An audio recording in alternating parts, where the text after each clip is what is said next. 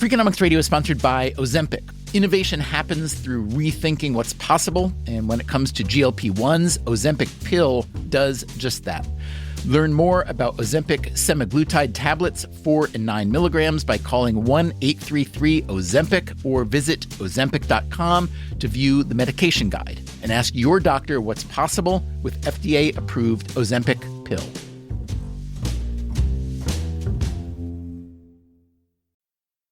Freakonomics Radio is sponsored by Hotels.com.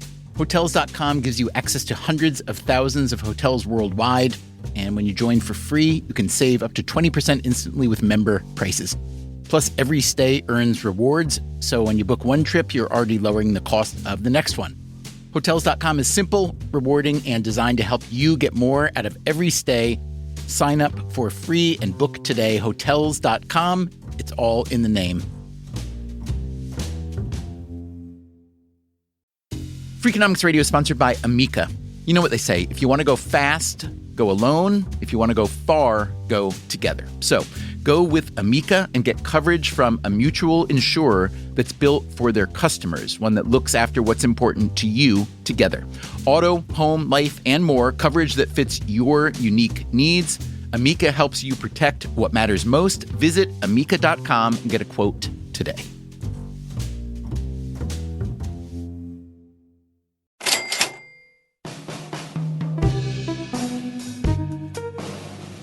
Let me ask you a question. When you buy tickets to a big concert or a professional sports event or a hot Broadway play, on a scale of 1 to 10, how would you rate the ticket buying experience? Think about everything from the price to the availability of tickets to the transparency of the whole transaction. Okay? Now, say your number. Ooh, it's even worse than I thought you'd say. All right, now rate the experience of the last non-ticket purchase you made. Clothing or groceries, maybe a piece of furniture. Now, how would you rate that experience? Yeah, that sounds about right. Most markets these days are pretty transparent and predictable and sensible.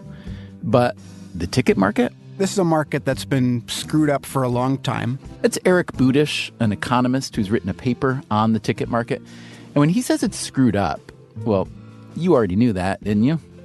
You already knew that the hotter the event is, the more likely it'll somehow be sold out the minute tickets go on sale. You also know that scalpers somehow always get plenty of tickets, and they charge prices that could send a kid to college.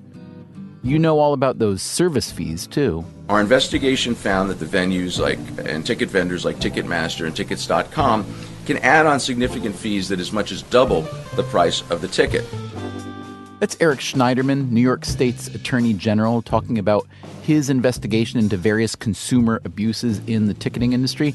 One big focus, the software bots that scalpers use to scoop up the best tickets before anybody else can get them. The majority of tickets for the most popular concerts, the report read, are not reserved for the general public. None of Schneiderman's findings were particularly surprising to anyone. Remember, this is the ticket market we're talking about.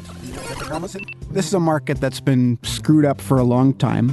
It's been so screwed up for so long that occasionally someone tries to do something about it. Recently, that someone was Bruce Springsteen. It's hard to think of a performer with a more loyal fan base than Springsteen. So when he announced that he was bringing a new intimate show to a Broadway theater with a capacity of under 1,000 seats, he wanted to make sure his fans and not scalpers got the tickets, some of which would be priced as low as $75. Springsteen also has more leverage than the typical performer, so he partnered with Ticketmaster to use a new program called Verified Fan. Ticketmaster calls Verified Fan, quote, a really big robot to protect fans from the thousands of little scalper bots trying to scoop up tickets. One night, we went up to the Walter Kerr Theater on Broadway, where Springsteen was playing, to see if the people who wound up with tickets were indeed hardcore fans. I got an early start when he first started, like way back in the days when he was playing to no crowds. So way back when. I've seen him probably, 10 or so times since, and I've turned my kids on to be Bruce fans. Time to go in. Love Springsteen. Been seeing him for 42 years now. You know, when we got married, I knew it was God, Bruce, and then me. That was the order in line. So, problem solved? Maybe. But remember, this is a market that's been screwed up for a long time. what you don't know about the screwy ticket market could fill an entire episode of Freakonomics Radio. And today, it will. We'll hear from the ticket sellers. We are the recipient of the fans' ire. And, it's a tough spot to be in. We'll hear from Broadway producers. I mean, if steam is coming out of my ears now when you asked, how do I feel about it? We'll hear from ticket scalpers. The bots are really a red herring because we could only get the amount of seats that they would sell. And we'll hear from you, the fans. I can't accept it. It's not it hurts me, really.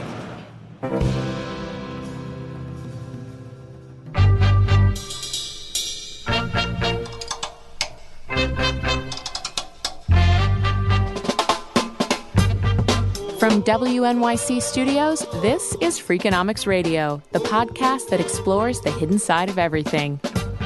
Here's your host, Stephen Dubner.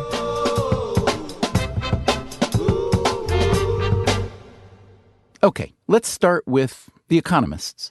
My name is Alan Kruger. I'm an economics professor at Princeton University. Kruger has also held big jobs in government, in Treasury, the Department of Labor. And then from 2011 to 2013, I served as chairman of President Obama's Council of Economic Advisors. So what's Kruger have to do with the ticket market? Well, at the moment, I have many endeavors related to rock and roll. Research endeavors, we should say. And I'm in the process of writing a book on economics and music. And then there's Eric Budish, whom we met earlier. Sure. So I'm a professor of economics at the University of Chicago Booth School of Business, and I do research on market design.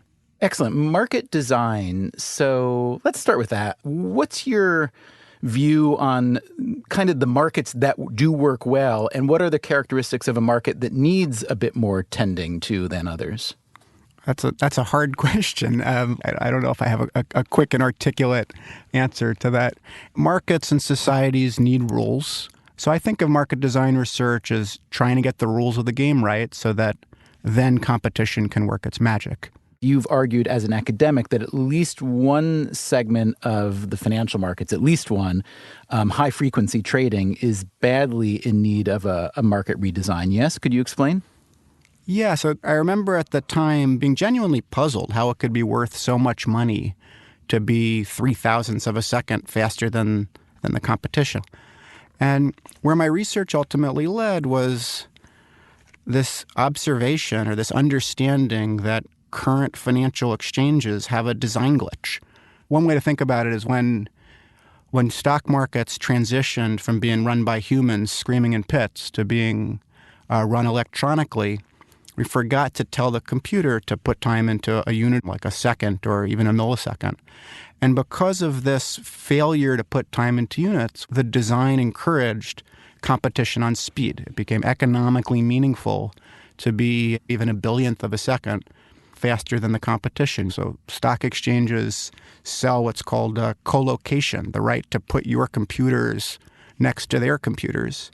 They sell that for a lot of money. They make more money from that than they do from trading fees, from trading shares of stock. Gotcha. And the market design reform I've proposed in my research is to put time into units, and then you can run what are called frequent batch auctions. Auctions conducted extremely quickly by human standards, but at a time interval that's slow enough for a computer to transform the nature of competition from competition on speed into competition on price. And has that solution been put into play even on an experimental basis? So no. There are kind of practical reasons why not, and then there's Chicago lunch table reasons why not. The practical reasons why not are market design reforms take time, and this is a particularly high-stakes market. There's also the Chicago lunch table reason, which is that there are a lot of incumbents who make a lot of money from the status quo. At first glance, you might think high-frequency trading has nothing in common with the live event ticket market, but as we'll learn today, there are at least a couple important overlaps, especially the speed-based competition and the power of the status quo. Okay, Let's start to unpack this. First of all, let's think about the nature of the ticket market. Here, again, are Eric Budish and Alan Kruger. Well, I think it's different than most markets. It's an experienced good. The emotional connection is the product.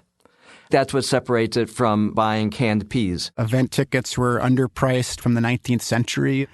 Event tickets remain mispriced to this day. I love that you go right to tickets being underpriced, because I bet a lot of people hearing this think, oh man, no.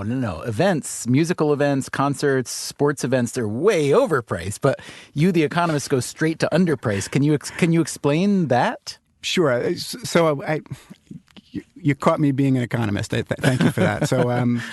So artists often want to sell their tickets to an economist an artificially low price. And what I mean by that is a price at which demand dramatically exceeds supply. For example, Bruce Springsteen cares deeply about his fans, and he wants them to care deeply about him, and he doesn't want to develop the reputation as gouging his fans.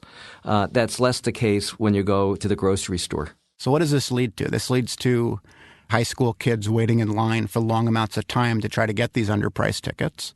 It leads to ticket brokers waiting in line or finding other more nefarious ways to get underpriced tickets to then resell them at a more market-clearing price. I've heard artist managers say, and multiple artist managers say they would like to have their clients charge a higher price, but the artists are reluctant. They're sensitive to what's written about them on social media. So economists are puzzled by the fact that ticket prices are often too low. If a ticket price is too low, that means the artist or the venue, someone's leaving a lot of money on the table. And then this fervent resale market where all of the profits from the underpriced tickets, instead of going to fans, go to ticket brokers or go to StubHub or go to other secondary market venues.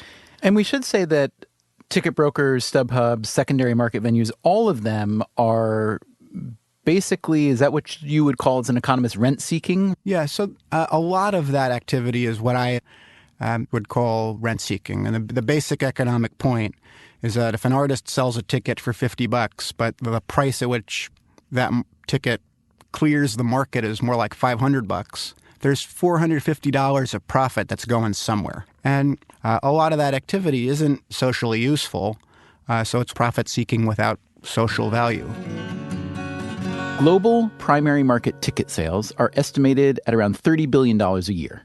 Secondary market sales on markets like StubHub are estimated at another $10 billion. So that's a lot of rent seeking.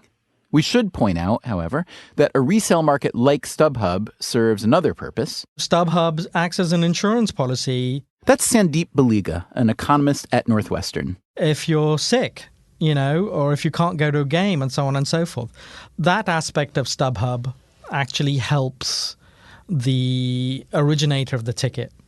Because now the originator of the ticket can say, look, before I was pricing it lower because you had no resale opportunities, but now you can resell the ticket on StubHub.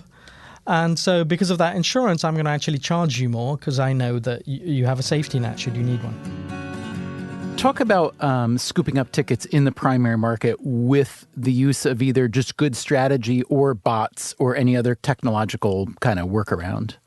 That's competition to an economist, a strange dimension. Competition on speed rather than price. That's the connection to my stuff on high-frequency trading. It's competition, but it's not a productive form of competition. Modern ticket selling strikes me as so old-fashioned and suboptimal in that, all the tickets are released at once at a price with only a kind of haphazard guess as to what the actual demand is or what the price elasticity may be.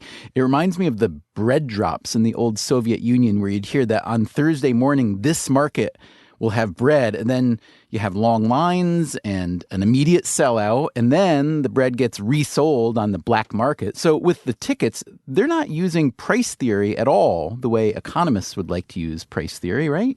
Well, I think you're absolutely right. The tickets are sold at a price, at a moment in time. And it is useful for venues to be able to plan in advance. So one reason why tickets are sold all at once is, well, if a concert is sold out, an artist might add another date. There's a quote in your paper that I was very intrigued by. It's from a former chairman of Ticketmaster, Terry Barnes, quoted in the Wall Street Journal in 2006 saying, "We're in an industry that prices its product worse than anybody else." So that's kind of discouraging since Ticketmaster is the behemoth of ticket selling. You would think the one thing they would know is how to price tickets. So Ticketmaster they're the largest primary market distributor of tickets in the world. And when they say they price their products worse than anybody else, they're working on behalf of clients, whether it's Beyonce or the New York Knicks. And the industry historically has been really bad at it. Yeah, so the ticketing value chain is opaque to most people. It's David Marcus. I am the head of music at Ticketmaster North America. And because the ticketing chain is so opaque, I'm going to work backwards through the chain so you understand how everybody's connected. Ticketmaster contracts with concert venues, sports venues, theaters to be a vendor, and they are our client. Can you just talk about the different players, from the artist, promoter, venue operator, et cetera, and how their incentives may differ from one another and how those incentives ultimately affect the price? Well, I don't think there is a standard model, but a typical type of model would be an artist who has a manager. Manager might take 15% of the artist's gross take from a concert, and the manager will negotiate with the promoter. The promoter has taken risk, has basically gone to an artist and said, I'm willing to guarantee you a certain amount of money for the right to present your performance in this given venue. The contracts are to some extent like a book contract where the artist will get an advance. The promoter goes and negotiates with the venue to hold the concert at the venue. And the promoter does a little bit of math, figures out how many seats they have available, what the production costs are, what the guarantee they might have offered the artist is, and arrives at pricing for the show, arrives at a total gross they need to achieve for the show. The promoter will hire a company typically to distribute the tickets. And the venue is responsible for effectively telling us for every single event what are the ticket prices that we need to charge and what are the associated fees that go with that. Ticketmaster is the major player in that market. And then we take their direction and make those tickets available to the fans through our website, Ticketmaster.com, and our affiliated partners.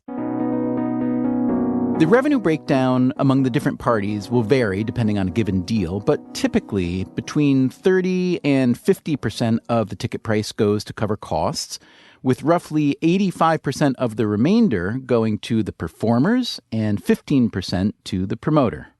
And then there are those much unloved service fees that vendors like Ticketmaster add.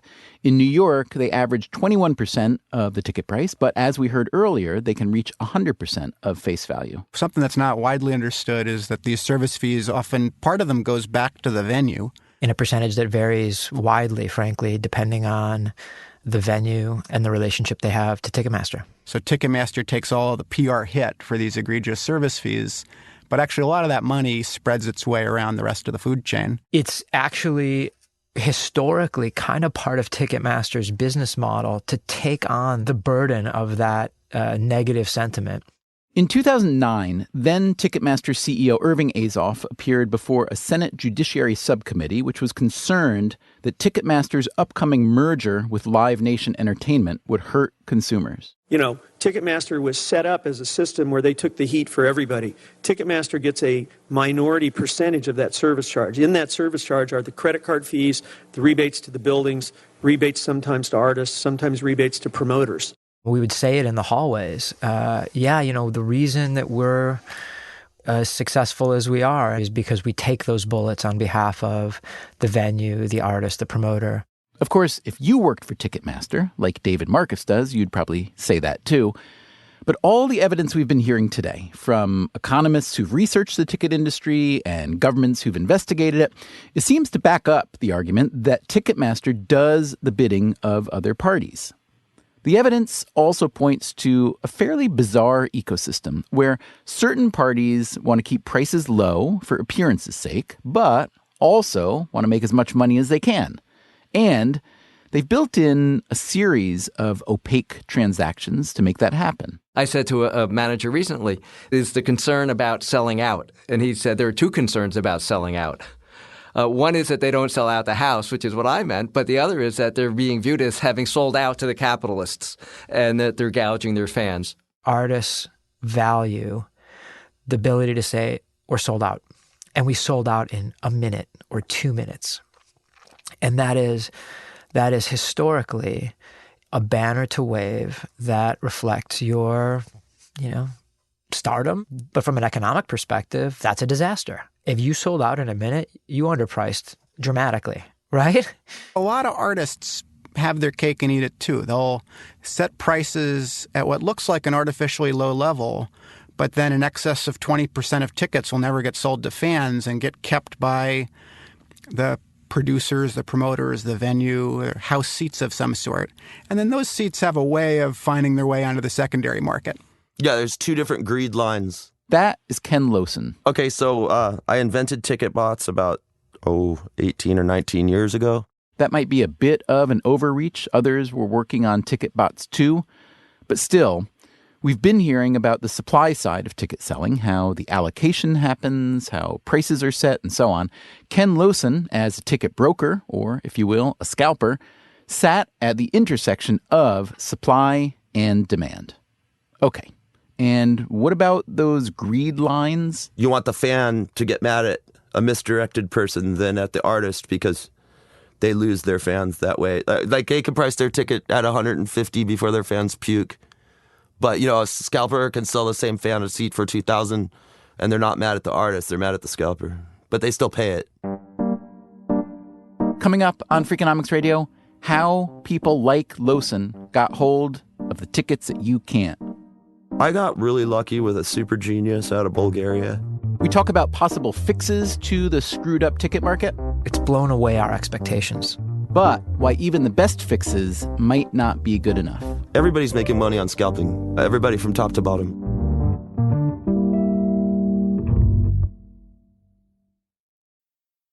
Freakonomics Radio is sponsored by Ozempic. Innovation happens through rethinking what's possible, and when it comes to GLP-1s, Ozempic pill does just that.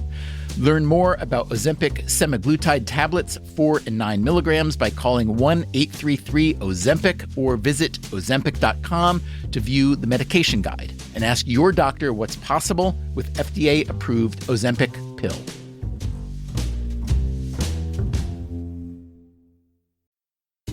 Freakonomics Radio is sponsored by Southern New Hampshire University. The best investments are the ones you make in yourself, and no one knows that better than Southern New Hampshire University. With more than 200 online degree programs, no set class times, and low online tuition, Southern New Hampshire University is built to fit your life today and set you up for success tomorrow. Education is an investment. Why not make it a smart one? Apply for free at snhu.edu/Freakonomics.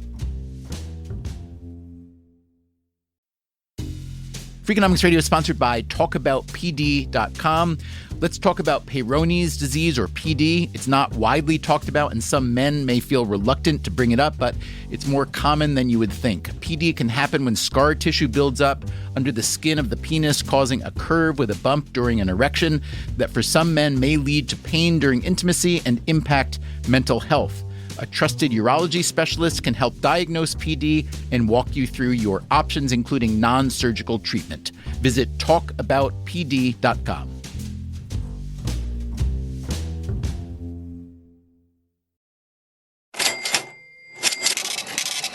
As we've been hearing, there are a number of ways in which the live event ticket market is not a typical market. You're buying an experience versus a product or a service.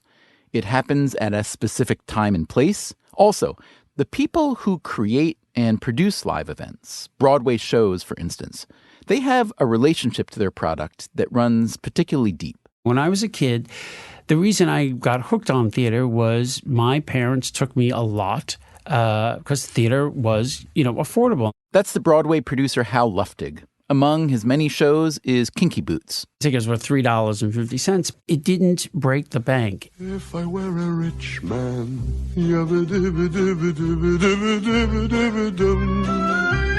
We were all the way up on the balcony. I saw Fiddler on the Roof from the second to last row. And it still worked. And it still worked. Broadway prices today are quite a bit higher, especially for the hottest shows like Hamilton. Good afternoon. This is Jeffrey Seller speaking. I am the producer of Hamilton, an American musical. Alexander Hamilton. Now, when most people think about the role of a theatrical producer, in as much as most people ever do think about that role, which may not be so much, no offense, what probably comes to mind is Max Bialystock, the producers. Step 1, we find the worst play ever written. Step 2, we hire the worst. So can you talk about what you actually do as a producer and how that may or may not resemble what Max Bialystock did? Well, first of all, I don't own a cardboard belt, so there's a difference right there. And I don't have Ula working for me in my office. When you got it, flaunt it. I'm a lot skinnier than Max Bialystock, and I would never take advantage of an old lady to get a few dollars out of her pocketbook to put into my show. Hello, gorgeous. Did you bring the checkie? Bialy can produce plays without checkie. Oh. I kind of say what a producer does is serves as that owner or CEO that kind of oversees everything. I am responsible for finding the funding for the production. A producer also has his hand in the actual management of it day to day. Right. Well, one of the principal jobs that the producer has to fulfill is setting the prices. And the first thing we have to look at is how much money does it cost to run the show every week? Very early on in a production's life, money needs to be spent on, if for nothing else, just hiring the author, the director. They all get a little bit of a fee to start. And there are things like getting the rights and getting the creative team. And you'd be amazed how expensive crawl. Well, a Broadway musical these days can cost anywhere from $10 million to $20 million. And it is certainly common for me to invest up to 5% of the budget personally. And just to put it in perspective of what that financial risk is, 80% of shows do not pay back their original capitalization. Of the 20 that return the capital, probably half of them make a very modest profit, like maybe a 4 or 5% return on capital. And then you have your blockbusters that come around every now and then that become enormous windfalls in which investors can multiply their original investment sometimes by 10 to 20 times. You have Lion King, you have Phantom of the Opera, you have Chicago, Kinky Boots. Bruce Springsteen, right? Oh, wait, has he recouped? Did you name Hamilton? Did you include Hamilton? Oh, no, I haven't named, I haven't finished. Yeah, Hamilton. That's a fairly popular one, I understand. You think? I don't know.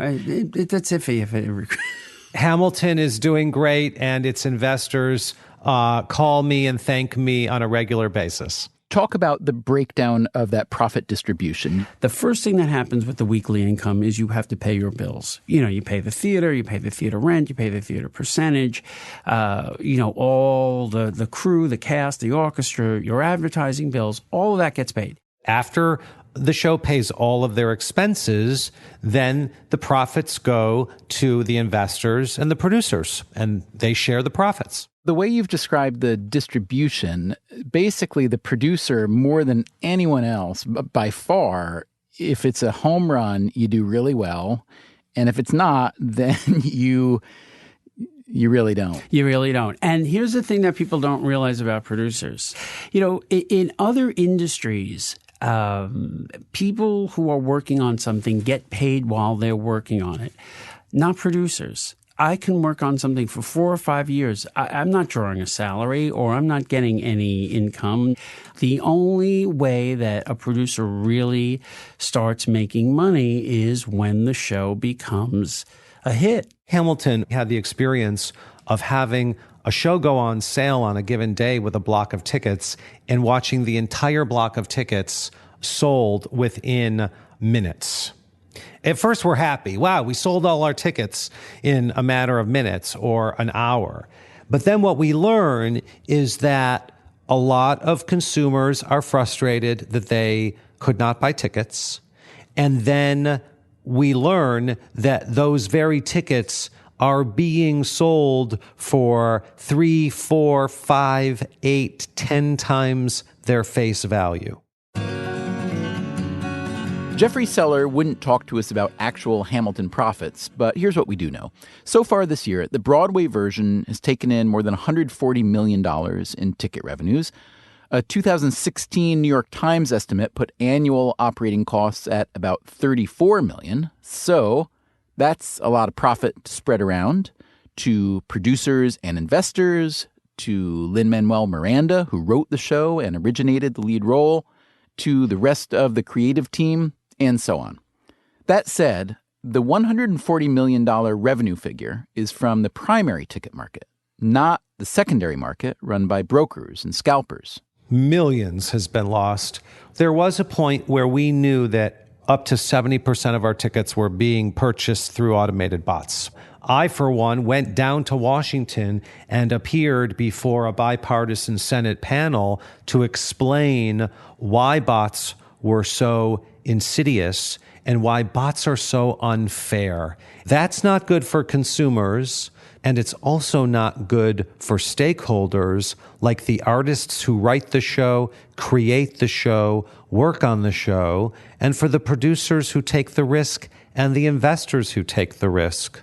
If there are going to be windfall profits, they need to go to the people who supported the show and the people who created the show. Hal Luftig has a similar view of bots and scalpers. Steam is coming out of my ears now when you asked, how do I feel about steam? If it was a cartoon, steam is coming out of my ears. Because I think there's nothing positive about the secondary market. They haven't done a thing to help create this show. But the fact is that a lot of people are willing to pay a lot more than face value to see a show like Hamilton. Now, to be fair, the show has raised its prices quite a bit. The average amount paid for a ticket to Hamilton on Broadway in 2017 was $274, nearly double the average amount paid in its first year, 2015. But they also distribute thousands of $10 tickets each year to students and another 46 tickets every night priced at just $10 via a lottery. So what we use is a Robin Hood strategy of soaking the rich to help the poor. Okay, but since scalpers make so much money by selling tickets so far above their face value, why don't producers just raise their prices more to capture the money they see as rightfully theirs? I want families to come. I want people to come again. I want, tourists to be able to come and not have it break the bank. This notion of fairness is so important to us. And so I may not be maximizing at the moment my dollars, but hopefully I'm creating a culture of people who will keep going to shows. So that's another way in which the ticket market, at least for Broadway tickets, isn't a typical market. The people in charge, at least the ones we interviewed, don't really want to engage in what economists call profit maximizing. They want to make their shows accessible to a broad audience, and they want to not exploit that audience. But by doing so, they end up underpricing their tickets, which creates an opportunity for other people to profit maximize. Correct. And we called ourselves, we specialized in ticket pulling, is what they call it. That, again, is Ken Lowson. And that's something that goes back before the internet. You would go get in line, a physical line, at 10 a.m., and David Marcus from Ticketmaster. Back then, concert tickets were often sold in record stores. First come, first served. The clerk would open the door to the record store, and the line would filter in. The guys would, go pay off the record store manager, and then they'd sit in the back, pull out all the good ones, and then let the first person in. And scalpers would get somebody in line. They would hire homeless people to stand in line for them. Eventually, sales shifted to the phone and Ticketmaster. And the same paradigm was implied. At 10 a.m., when the record stores unlock their doors, we'll open the phone lines, and we'll be able to process more orders faster. We were really, really good at flirting with the Ticketmaster operators and then, making them hit the keys quicker for us. And we had a boiler room kind of set up and 40 people, something like that. buying tickets. And then the internet came around, and in the late 90s, we sold our first ticket via the internet, and the same paradigm was put into play. At 10 a.m., when the doors open to the record stores and when the phones light up, we'll open the ability to buy tickets on the internet. And you had just this massive surface area of the ability to transact was created. And Ticketmaster became really unmatched in terms of being able to sell huge volumes of tickets quickly. Well, the bots came along and we saw that volume jump. Now you could buy hundreds of times more seats. Lowson's company was called Wise Guy Tickets. During the internet era, it became one of the most notorious and successful ticket scalping operations.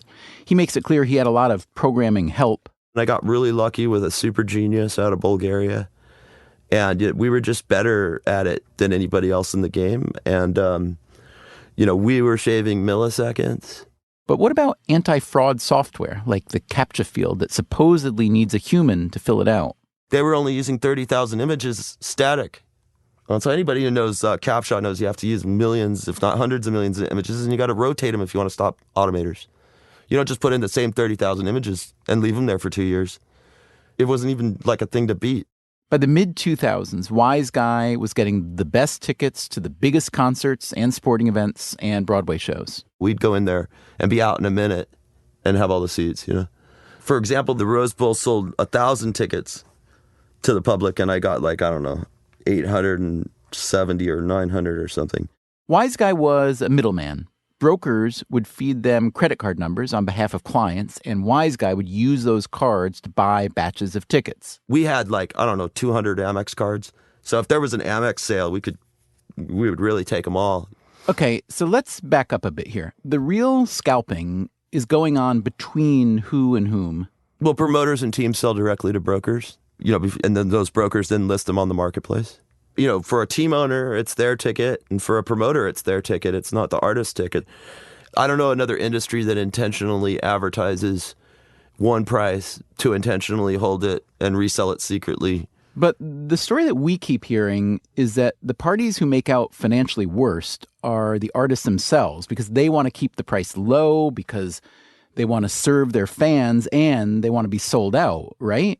Well, they want to sell their product for as much as they can, like any other business. Yeah, but what we're told is that artists are typically not getting any of that additional markup. Are you saying that's not the case, that they are getting some of that markup? Well, maybe it's something like that, but their managers are, hired to make them the most money. And in the end, if you're taking a guaranteed amount that's higher than the revenue from the tickets, it's like a pre-scalp. I just want to make sure I understand it. So it's not that the artists are per se getting a cut. Let's say a ticket sells for $100 on the primary, gets marked up to $500, right? It's not like the artist is getting any of that additional $400. It's that the guarantee that their manager negotiates for them is based on a ticket sale price somewhere in between the $100 and $500. Is that what you're saying? Well, they're negotiating with, a promoter for a flat amount, per show. There's 50 shows on the tour. We want $50 million. A flat fee or fixed guarantee is one model of artist payment, but hardly the only one. There's also a fee based on a percentage of ticket sales and all kinds of potential hybrid models. And if that adds up to less than the ticket, the box office price, then of course the promoter can only make it up in the scalping market. Everybody's making money on scalping. Everybody from top to bottom. Everybody, including Ken Lowson and Wise Guy. But in 2010, it came to an end when the FBI shut down his operation. One count of conspiracy to commit wire fraud, which was based on a Russian programmer asking for Amazon dollars. Lowson doesn't seem to have moral qualms about what he did. You might hate me for the price, but I'm delivering exactly what I promised you. That said, he recently started up a new firm that's trying to make primary ticket markets better for artists, teams, and fans. It's called TixFan. Lowson is hopeful he can change the ticket buying paradigm, but he admits that most of his old allies seem to favor the existing paradigm. I went to 4 primaries and 4 rock stars and 3 teams and promoters and managers and offered basically to do anti-bot and anti-scalping for free if they wanted to do a proof of concept. And nobody wanted to do it. Milton Friedman talked about the tyranny of the status quo. That, again, is the University of Chicago economist Eric Budish. And the Chicago lunch table sees a market that's screwed up and says, who's making money from the fact that this market runs inefficiently? Let's try to understand the forces preserving the status quo. So if you, Eric Budish, were given the ability and authority to redesign from scratch the optimal ticket sales market for things like concert, sporting events, and so on, including primary and perhaps secondary sales, that is both profit maximizing to the, quote, right people and fair to consumers, what's that market look like? I think you have to let artists and sports teams and so forth ban resale or restrict resale if they want to. So you have to make it possible for Bruce Springsteen to set a $75 price for his tickets and have that ticket be something that you literally cannot resell to another human. And as an analogy, if I buy a plane ticket, I can't resell my plane ticket to you, Stephen. It's got my name on it. I got to show my driver's license when I get to the airport. I mean, we're used to resale bans in other contexts. So I think you have to enable artists to ban resale. Are you sure you're an economist, though? I'm giving the artist the choice. I'm not mandating that Bruce Springsteen sell this form of contract, but I think it recognizes that there is this non-standard element to entertainment events where artists or sports teams want to set a below-market price. I think you have to allow them to also ban resale. You have to then, in concert with that, enable fans who buy a ticket that they genuinely no longer can use to in some way get their money back. There's another idea, also appealing to economists, that would improve the ticket market. Absolutely. What's beautiful about an auction is that auctions find the exact price at which demand meets supply. If you think that's the problem, which I think a lot of artists don't, there's a complicated industry, but if you think the problem is how do we find exactly the right price that maximizes revenue and doesn't leave seats empty, auctions are the economic solution to that problem. And Budish discovered that back in the early 2000s, Ticketmaster actually used auctions to sell some premium concert tickets. We were selling 100 tickets per auction. David Marcus again from Ticketmaster. These are for typically really high demand artists who are playing arenas. Artists including Beyonce, Miley Cyrus, and The Police. And they were developed fundamentally to solve this problem of trying to find a mechanism that would allow us to set market prices for premium tickets because, scalping was increasingly an issue and the artist community was aware of it and we were all looking for solutions. Eric Budish and another economist, Aditya Bave, wanted to know how well those auctions worked in helping demand meet supply. They collected sales data from Ticketmaster, the primary market, and from eBay, a secondary market. Today, by the way, eBay owns StubHub. So in the data, they could see a given ticket migrate from one market to the other. You can think of the empirical exercise as like tag the whale. So you see a ticket sold in the primary market auction and then trace that same ticket to its secondary market resale value. For each ticket that made the journey, they compared three prices. Its auction price, its resale price, and the face value price it would have sold at had there not been an auction. And the main finding of the paper, it's a pretty simple paper, is that the auctions worked in the sense of, on average, discovering the secondary market resale value.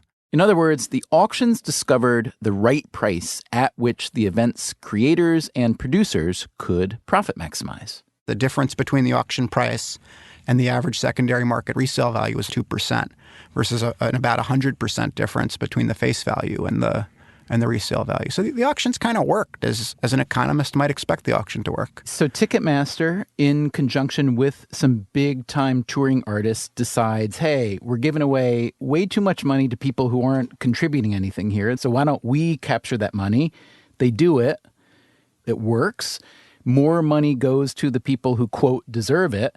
That sounds like a success and a no-brainer to continue it into the future. Is that exactly what happened then? No, the auctions are actually no longer in use and haven't been for several years. The problem we ran into was consumers didn't really like it very much. We couldn't get enough people to participate for 4 or 5 or 6 days of bidding.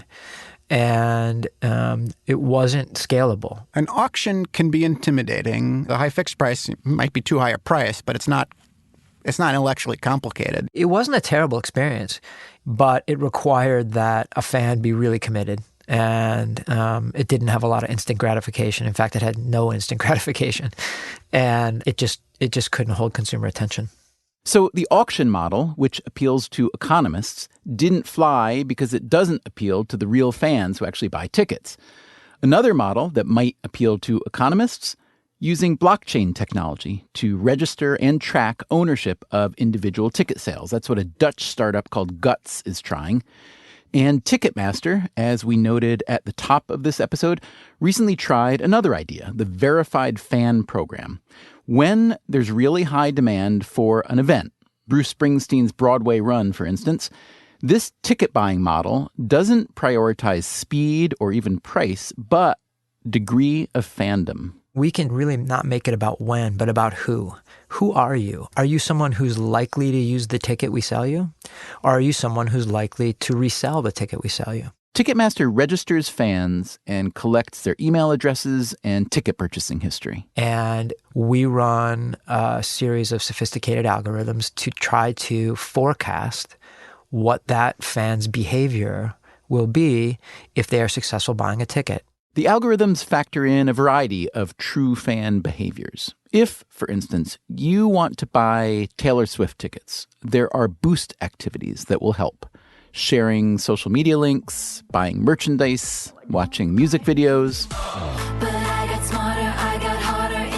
Or, if you really want to ingratiate yourself, you could take a selfie with a UPS truck, UPS being a major Taylor Swift sponsor. The public responses to this extended commercialism have been, not surprisingly, mixed. But David Marcus from Ticketmaster considers Verified Fan a huge success. It's blown away our expectations. When we look across the 60-plus tours that we've applied Verified Fan to, we see that fewer than 5% of the tickets that we distribute via the Verified Fan program get listed on the secondary market, which suggests that we're doing a really good job predicting that post-transaction behavior. A cynic might point out that Ticketmaster wants to steal market share from the secondary market because that market is dominated by a rival, StubHub.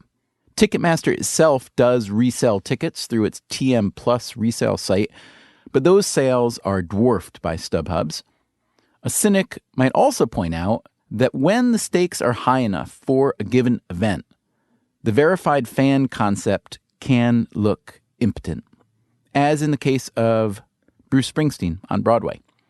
The intimate show with the affordable ticket prices meant for true fans has somehow become a scalper's holiday. Tickets originally sold for $75 are routinely offered on StubHub for $2,000, $5,000, $10,000. Springsteen has added dates to the engagement, which prompted one cynical headline, quote, Springsteen to extend Broadway run, giving you more chances to miss out on tickets. Here's some more audio from our visit to the Walter Kerr Theater before one of Springsteen's shows. I'm so sorry. However, you guys can join the online lottery, so I suggest doing that, okay?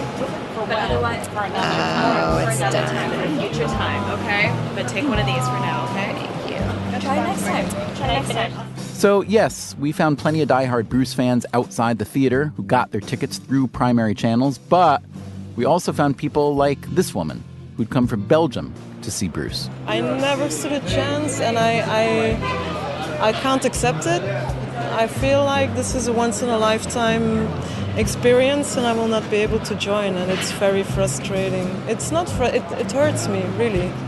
She tried the normal channels. When the tickets were on sale, I tried for days and days and days in a row to get in. At one point, I managed to register, only to get a message later that I was being put on hold. And actually today, I saw a ticket for sale for $800, and I pushed the pay button, and then I saw that there was another $200 service fee, and then I dropped it because I thought I cannot rationalize this for myself. I mean, this is too much money. We asked if she was going to try for another night or enter the ticket lottery. I don't know. I think I'm just gonna go for a drink or something.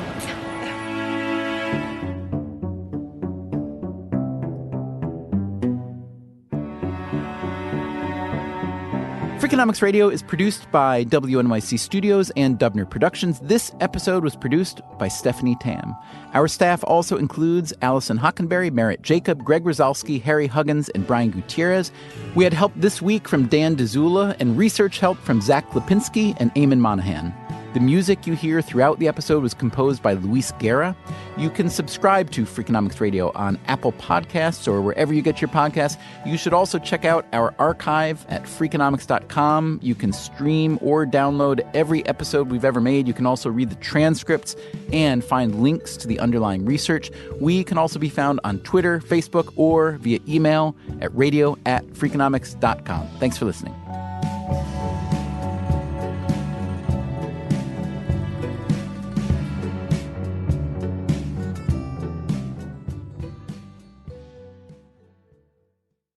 Hi, I'm Angie Hicks, co-founder of Angie, and one thing I've learned is that you buy a house, but you make it a home. Because with every fix, update, and renovation, it becomes a little more your own. So you need all your jobs done well. For nearly 30 years, Angie has helped millions of homeowners hire skilled pros for the projects that matter. From plumbing to electrical, roof repair to deck upgrades. So leave it to the pros who will get your jobs done well. Angie, the one you trust to find the ones you trust. Find a pro for your project at Angie.com. Talk about regrets. We all know someone who's been in a car accident and said, I don't need to call a lawyer, only to regret it after their pain and damages were worse than expected. When someone hurts you, you deserve to be compensated fairly. Morgan & Morgan is America's largest injury law firm, fighting for the people for over 35 years. Injured? Visit forthepeople.com/podcast. That's forthepeople.com/podcast. Their fee is free unless they win. Traditional home security only alerts you after a break-in, and that's too late. Simply Safe is changing that. Stop. This is Simply Safe. Police are on the way. We don't just alert, we stop crime before it starts. Simply Safe, plan starting around $1 a day. Save 50% on your new system with professional monitoring at simplysafe.com/SXM or with promo code SXM.